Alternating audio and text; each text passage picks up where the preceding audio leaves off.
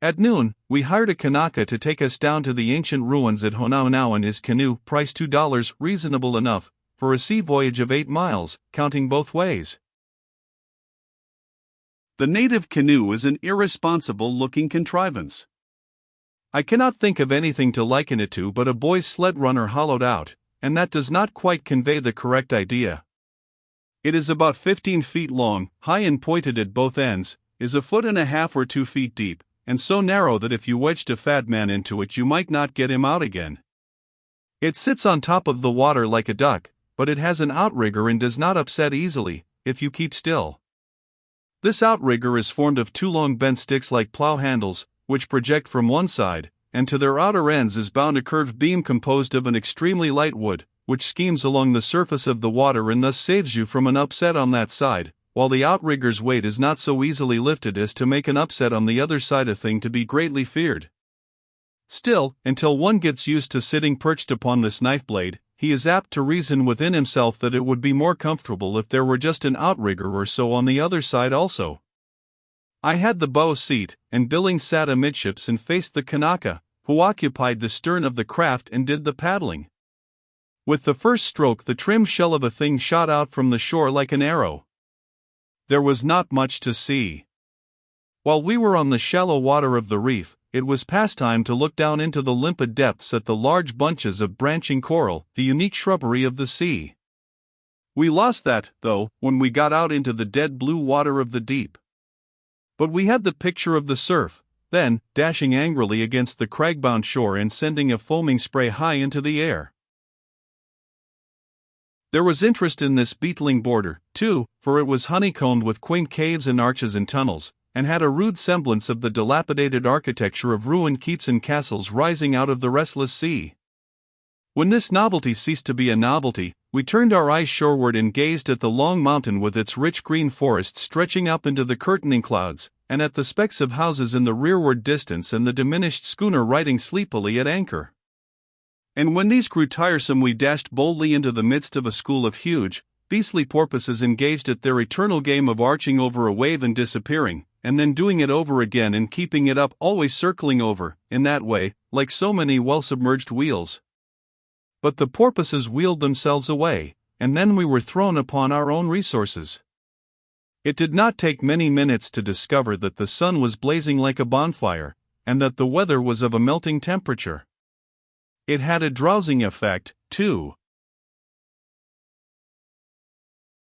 525.jpg, 87K. In one place we came upon a large company of naked natives, of both sexes and all ages, amusing themselves with the national pastime of surf bathing. Each heathen would paddle 300 or 400 yards out to sea, taking a short board with him, then face the shore and wait for a particularly prodigious billow to come along. At the right moment he would fling his board upon its foamy crest and himself upon the board, and here he would come whizzing by like a bombshell. It did not seem that a lightning express train could shoot along at a more hair-lifting speed. I tried surf bathing once, subsequently, but made a failure of it. I got the board placed right, and at the right moment, too, but missed the connection myself. The board struck the shore in 3/4 of a second, without any cargo, and I struck the bottom about the same time, with a couple of barrels of water in me. None but natives ever master the art of surf bathing thoroughly. 526.jpg, 33K. At the end of an hour, we had made the 4 miles, and landed on a level point of land, upon which was a wide extent of old ruins, with many a tall coconut tree growing among them.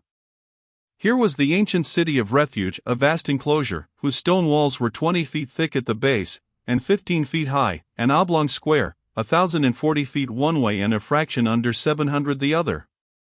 Within this enclosure, in early times, has been 3 rude temples, each 210 feet long by 100 wide, and 13 high. In those days, if a man killed another anywhere on the island, the relatives were privileged to take the murderer's life, and then a chase for life and liberty began, the outlawed criminal flying through pathless forests and over mountain and plain, with his hopes fixed upon the protecting walls of the city of refuge, and the avenger of blood following hotly after him. Sometimes the race was kept up to the very gates of the temple, and the panting pair sped through long files of excited natives, who watched the contest with flashing eye and dilated nostril, encouraging the hunted refugee with sharp, inspiriting ejaculations, and sending up a ringing shout of exultation when the saving gates closed upon him and the cheated pursuer sank exhausted at the threshold. But sometimes the flying criminal fell under the hand of the avenger at the very door, when one more brave stride, one more brief second of time would have brought his feet upon the sacred ground and barred him against all harm. Where did these isolated pagans get this idea of a city of refuge, this ancient Oriental custom? 527.jpg, 73K. This old sanctuary was sacred to all, even to rebels in arms and invading armies. Once within its walls, and confession made to the priest and absolution obtained, the wretch with a price upon his head could go forth without fear and without danger. He was taboo, and to harm him was death. The routed rebels in the lost battle for idolatry fled to this place to claim sanctuary, and many were thus saved. Close to the corner of the great enclosure is a round structure of stone, some 6 or 8 feet high, with a level top about 10 or 12 in diameter. This was the place of execution. A high palisade of coconut piles shut out the cruel scenes from the vulgar multitude. Here criminals were killed, the flesh stripped from the bones and burned, and the bones secreted in holes in the body of the structure. If the man had been guilty of a high crime, the entire corpse was burned. The walls of the temple are a study. The same food for speculation that is offered the visitor to the pyramids of Egypt he will find here, the mystery of how they were constructed by a people unacquainted with science and mechanics.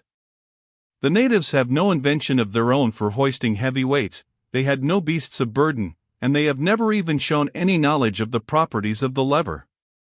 Yet some of the lava blocks quarried out, brought over rough, broken ground, and built into this wall, 6 or 7 feet from the ground, are of prodigious size and would weigh tons. How did they transport and how raise them? Both the inner and outer surfaces of the walls present a smooth front and are very creditable specimens of masonry. The blocks are of all manner of shapes and sizes, but yet are fitted together with the neatest exactness. The gradual narrowing of the wall from the base upward is accurately preserved. No cement was used, but the edifice is firm and compact and is capable of resisting storm and decay for centuries. Who built this temple, and how was it built, and when, are mysteries that may never be unraveled. Outside of these ancient walls lies a sort of coffin-shaped stone 11 feet 4 inches long and 3 feet square at the small end. It would weigh a few thousand pounds, which the high chief who held sway over this district many centuries ago brought thither on his shoulder one day to use as a lounge. This circumstance is established by the most reliable traditions. He used to lie down on it, in his indolent way, and keep an eye on his subjects at work for him and see that there was no soldiering done. And no doubt there was not any done to speak of, because he was a man of that sort of build that incites to attention to business on the part of an employee. He was 14 or 15 feet high. When he stretched himself at full length on his lounge, his legs hung down over the end, and when he snored he woke the dead. These facts are all attested by irrefragable tradition. 529.jpg, 86K. On the other side of the temple is a monstrous 7-ton rock, 11 feet long, 7 feet wide and 3 feet thick. It is raised a foot or a foot and a half above the ground, and rests upon half a dozen little stony pedestals.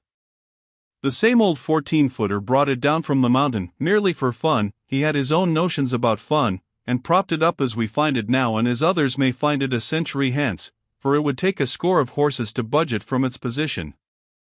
They say that 50 or 60 years ago the proud Queen Kahumanu used to fly to this rock for safety, whenever she had been making trouble with her fierce husband, and hide under it until his wrath was appeased. But these Kanakas will lie, and this statement is one of their ablest efforts, for Kahumanu was 6 feet high, she was bulky, she was built like an ox, and she could no more have squeezed herself under that rock than she could have passed between the cylinders of a sugar mill. What could she gain by it, even if she succeeded? To be chased and abused by a savage husband could not be otherwise than humiliating to her high spirit, yet it could never make her feel so flat as an hour's repose under that rock would. We walked a mile over a raised macadamized road of uniform width, a road paved with flat stones and exhibiting in its every detail a considerable degree of engineering skill. Some say that wise old pagan, Kamehameha I planned and built it, but others say it was built so long before his time that the knowledge of who constructed it has passed out of the traditions. In either case, however, as the handiwork of an untaught and degraded race, it is a thing of pleasing interest. The stones are worn and smooth, and pushed apart in places, so that the road has the exact appearance of those ancient paved highways leading out of Rome which one sees in pictures. The object of our tramp was to visit a great natural curiosity at the base of the foothills, a congealed cascade of lava. Some old forgotten volcanic eruption sent its broad river of fire down the mountainside here, and it poured down in a great torrent from an overhanging bluff some 50 feet high to the ground below. The flaming torrent cooled in the winds from the sea, and remains there today, all seamed, and frothed and rippled a petrified Niagara. It is very picturesque, and withal so natural that one might almost imagine it still flowed. A smaller stream trickled over the cliff and built up an isolated pyramid about 30 feet high, which has the semblance of a mass of large gnarled and knotted vines and roots and stems intricately twisted and woven together. We passed in behind the cascade and the pyramid, and found the bluff pierced by several cavernous tunnels, whose crooked courses we followed a long distance. Two of these winding tunnels stand as proof of nature's mining abilities. Their floors are level, they are 7 feet wide, and their roofs are gently arched. Their height is not uniform, however. We pass through one 100 feet long, which leads through a spur of the hill and opens out well up in the sheer wall of a precipice whose foot rests in the waves of the sea. It is a commodious tunnel, except that there are occasional places in it where one must stoop to pass under. The roof is lava, of course, and is thickly studded with little lava-pointed icicles an inch long, which harden as they dripped. They project as closely together as the iron teeth of a corn sheller, and if one will stand up straight and walk any distance there, he can get his hair combed free of charge. 531.jpg, 55K